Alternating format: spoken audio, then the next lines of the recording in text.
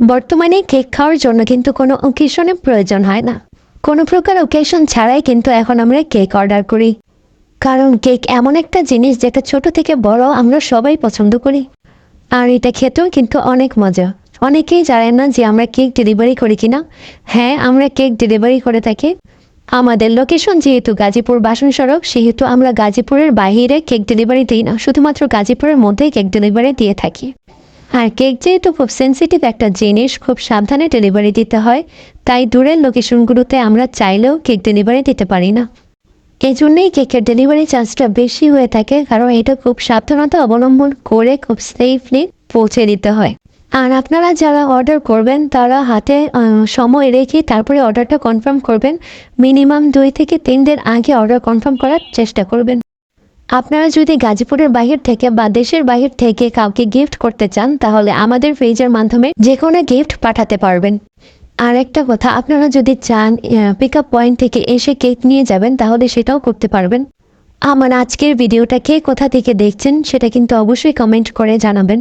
আর আজকের ডেকোরেশনটা কেমন হয়েছে সেটাও কমেন্ট করে জানাতে ভুলবেন না। আজকের কেকটা ছিল খুবই ছোট, হাফ পাউন্ডের একটি কেক।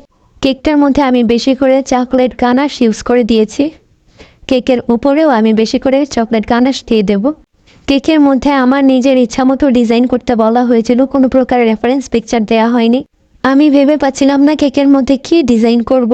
প্রথমে ভেবেছিলাম ড্রিপিং করে দিব যাতে দেখতে সুন্দর লাগে, পরে আমার ডিসিশন চেঞ্জ করে ফেলে, কারণ প্রায় সব চকলেট কেকের মধ্যেই ড্রিপিং দেওয়া হয়।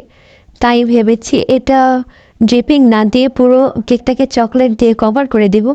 এতে করে পুরো কেকটা অনেক বেশি চকলেটই হবে এবং খেতেও অনেক মজা লাগবে। তাই আমি পরবর্তীতে কভার করে দিয়েছি চকলেট দিয়ে।